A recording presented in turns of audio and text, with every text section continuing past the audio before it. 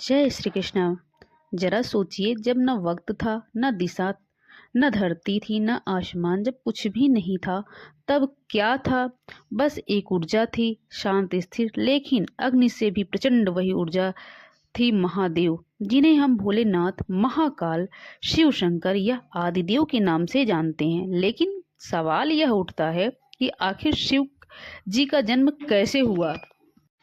क्या वह भी किसी माँ बाप से जन्मे थे, या वह सृष्टि की शुरुआत से ही मौजूद थे? आइए आज हम इस वीडियो में जानेंगे शिव जी के रहस्यमय उत्पत्ति की सबसे चर्चित प्राचीन कहानियों के बारे में, जिनमें शिव जी का अजन्मा बताया गया है, तो वही उनकी उत्पत्ति की जानकारी भी दी गई है।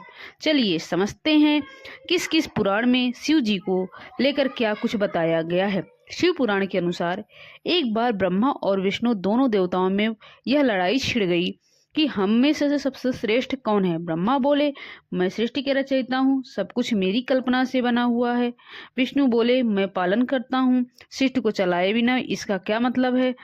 तभी आसमान में गरज के साथ एक रहस्यमय आवाज गूंजी, अगर तुम सच में महान हो तो उस अनंत ज्योति स्तंभ की आदि और अंत खोज कर दिखाओ। वो खंभा अचानक प्रकट हुआ, ऊंचा, अनंत और रोशनी से चमकता हुआ। ब्रह्मा ऊपर की ओर उड़ चले और विष्णु नीचे की गहराइयों में चले गए। घंटों नहीं, युग बीत गया, कोई भी उस स्तंभ का सिर नहीं खोज पाया। आखिरकार दोनों ने हार मान ली।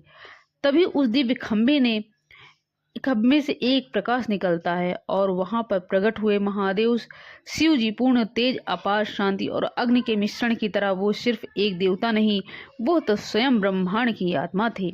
उसी दिन ब्रह्मा और विष्णु ने स्वीकार किया कि हम तो बस एक किरदार हैं। यह शिव जी जो शिव स्वयं शंभु हैं, आदि हैं और अंत भी हैं। तो दोस्तों, अब आते हैं उस सवाल पे जो एक रहस्य बना हुआ है। क्या शिव जी कभी जन्मे थे? नहीं, शिव को स्वयंभू कहा जाता है, यानी जो प्रकट हुआ हो। जब ब्रह्मांड में अंधकार ही अंधकार था, तब भी शिव थे। जब यह सृष्टि खत्म हो जाएगी, तब भी महाकाल मौजूद रहेंगे। इसलिए उन्हें काल से परे और अनादि कहा गया है। और वह अनंत ज्योति स्तंभ वाले शिव प्रकट हुए थे। वह शिवलिंग का प्रतीक बन गया। लोगों ने जब यह समझा कि शिव का कोई आदि नहीं है, कोई अंत नहीं है, तभी से शिवलिंग को पूजने का परंपरा शुरू हुई। शिवलिंग उस अनंत शक्ति का प्रतीक है जो हर जगह हमारे भीतर थी। लेकिन एक और कथा है जिसके मुताबिक उनके एक और रूप की उत्पत्ति का जिक्र किया गया है। इस कथा के अनुसार जब ब्रह्मा जी ने सृष्टि की रचना करनी शुरू की, तो उन्होंने देखा कि कुछ अधूरा है। सब कुछ होने के बावजूद भी एक ऊर्जा की कमी महसूस हो रही थी। तब उन्होंने घोर तपस्या की। उस तपस्या की अग्नि से एक बालक प्रकट हुआ था जो शिव जी का रुद्र रूप था। लेकिन वो बच्चा लगातार रोता रहा। ब्रह्मा जी ने पूछा, बेटा रो क्यों रहे हो? उसने मासूमियत से जवाब दिया कि मेरा कोई नाम नहीं है। तब ब्रह्मा जी ने कहा, तुम्हारा नाम होगा रुद्र। और इसी वजह से शिव जी के एक रूप को रुद्र कहा गया, यानी जो रुदन मतलब रोने से उत्पन्न हुआ हो। लेकिन शिव जी इतने आसान नहीं थे। नाम देने से वो चुप नहीं हुए। तब ब्रह्मा जी ने उन्हें 8 और नाम दिए, भीम, उग्र, पशुपति, ईशान, ब्रह्म, महादेव, शंभु, कपाली, हर हर नाम के साथ एक अलग रूप, एक अलग कार्य। शिव जी के सिर्फ इतने ही रूप नहीं दोस्तों, उन्होंने समय समय पर कई रूप लिए हैं। रुद्र रोने वाला, भीम शक्तिशाली, महादेव देवों को देव, पशुपति पशुपालक, ईशान दिशाओं के स्वामी। इनके अलावा भी शिव के 11 रुद्र अवतार माने जाते हैं जो सृष्टि की रक्षा के लिए प्रकट हुए। दोस्तों, शिव सिर्फ जीवन के देवता नहीं, मृत्यु के भी अधिपति हैं। वह समय से ऊपर हैं। जब काल भी डर जाए तो जान लो कि वहां महाकाल विराजमान है। शिव वो हैं जो एक हाथ में त्रिशूल लेकर विनाश करते हैं, तो दूसरे हाथ में अभय का वरदान भी देते हैं। शिव केवल तब तक शिव नहीं, तब तक उनके हाथ आदि शक्ति न हो। शिव की शक्ति ही उन्हें पूर्ण बनाती है, और यही शक्ति पार्वती और सती के रूप में हमारे सामने आती है। शिव और शक्ति मिलकर ही बनाते हैं वो ऊर्जा जिससे पूरा ब्रह्मांड चलता है।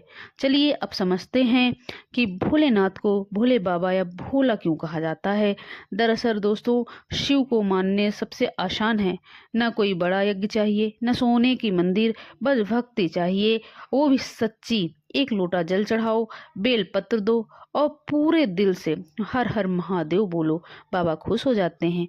उन्हें न दिखाया पसंद है, न बनावट। वो सादगी की देवता हैं, तभी तो उन्हें भोलेनाथ कहा गया है।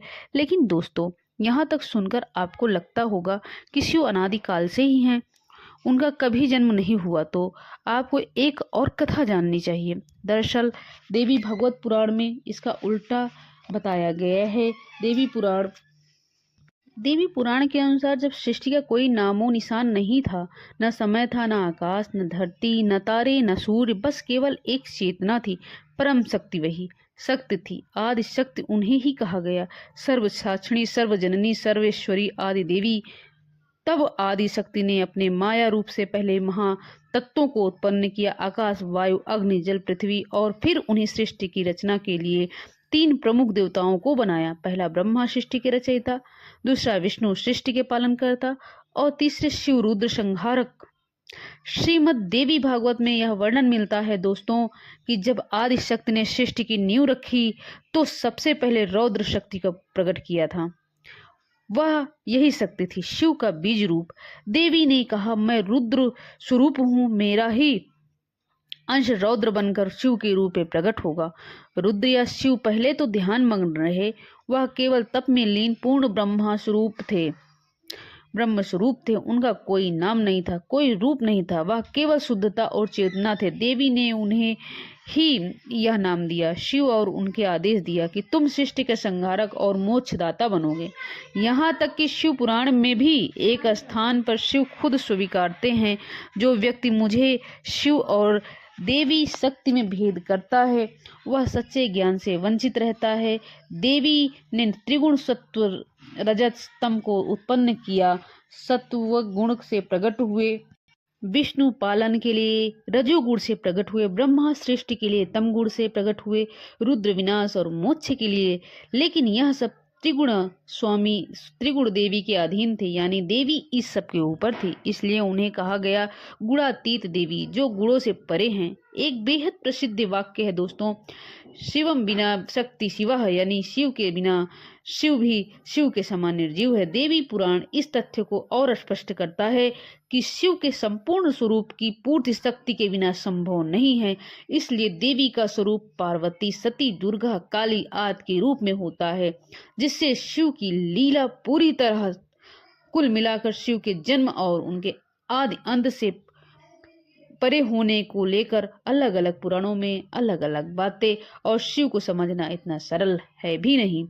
महादेव को समझना है तो ध्यान में बैठो, अपने भीतर झांको, वह बाहर नहीं हमारे अंदर हैं। तो दोस्तों, यह थी आज की वीडियो जो पुराण में शिव जी को लेकर बताई गई कथाओं पर आधारित थी। आप इसे लेकर क्या सोचते हैं, कमेंट कर हमें अपनी राय जरूर बताइएगा। साथ ही अगर आपको यह वीडियो पसंद आई हो तो लाइक, शेयर एंड सब्सक्राइब जरूर करिएगा। राधे राधे फ्रेंड्स, हर हर महादेव।